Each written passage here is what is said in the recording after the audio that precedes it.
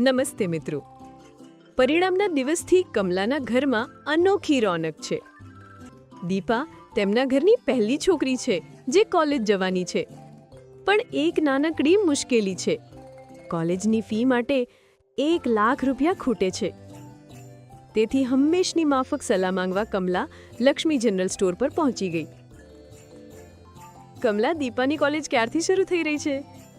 દીદી, શરૂ તો ત્યારે થશે ને જ્યારે કોલેજની ફી ભરાશે. હા, તો એજ્યુકેશન લોન વિશે તને જણાવ્યું તો હતું?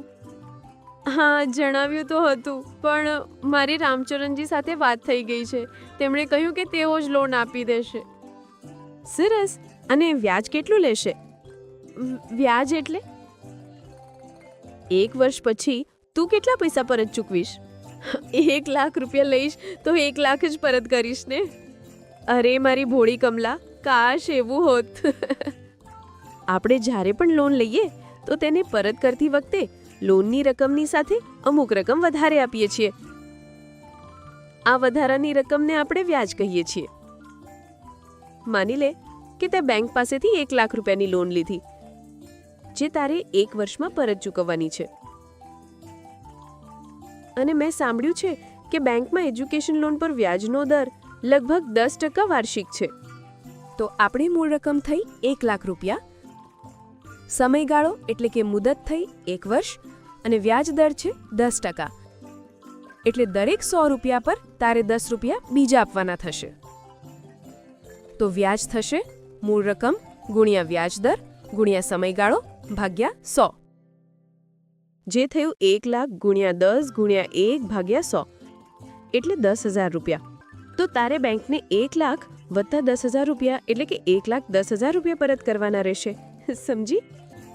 એટલામાં રામચરણજી દુકાન પર આવીને કમલાને કહે છે કે તેણે પૈસા પાછા ચૂકવતી વખતે દરેક 100 રૂપિયા પર ફક્ત 2 જ રૂપિયા વ્યાજ આપવાનું છે.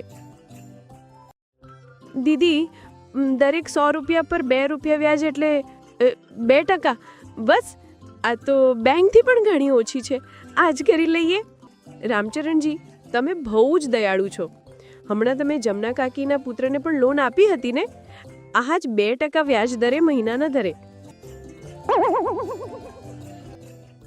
સમજી કમલા? બેંકનું વ્યાજ 1 વર્ષ માટે લાગે છે અને આમનું 1 મહિના માટે. હવે માની લે કે તું 1 લાખ રૂપિયા રામચરણજી પાસેથી 1 વર્ષ માટે લે છે, જેના પર વ્યાજ દર છે 2% પ્રતિ મહિને. કેમ કે વ્યાજદર પ્રતિ મહિને છે, તેથી આપણે સમય પણ મહિનામાં જ ગણીશું, એટલે કે 12 મહિના.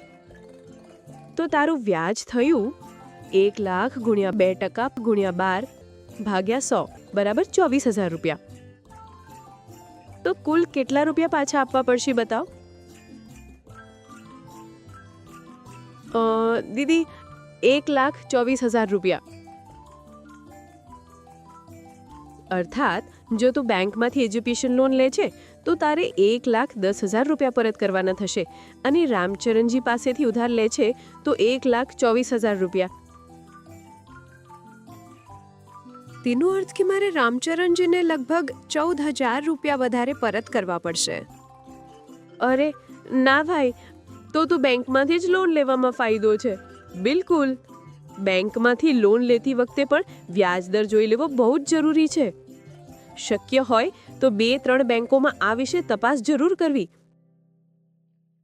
પૈસાના મામલામાં હંમેશા સમજી વિચારીને પગલું ભરવું જોઈએ.